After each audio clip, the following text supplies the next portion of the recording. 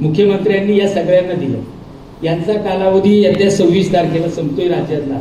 या सगळ्यांचं नेतृत्व तुम्ही करावं आणि यांना मुदतवाढ मिळवून द्यावी अशी विनंती त्यांच्या वतीने मी करतो।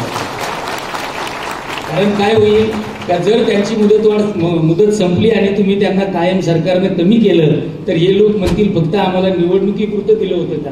तर निश्चितपणाने हे सगळे पोस्ट ग्रॅज्युएट आहेत, ग्रॅज्युएट आहेत, काही इंजिनियर आहेत, यातले कम्प्युटर इंजिनियर, या सगळ्यांना सगळ्या क्षेत्रात दिले।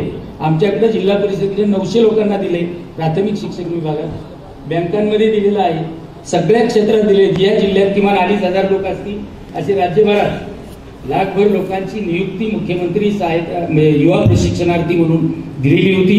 तर याचं नेतृत्व तुम्ही करावं आणि येत्या 26 तारखेपर्यंत निश्चितपणानं या लोकांना न्याय देण्याचं काम सुद्धा आपल्याकडनं व्हावं अशा प्रकारची विनंती मी या ठिकाणी करतो। विषय खूप आहे।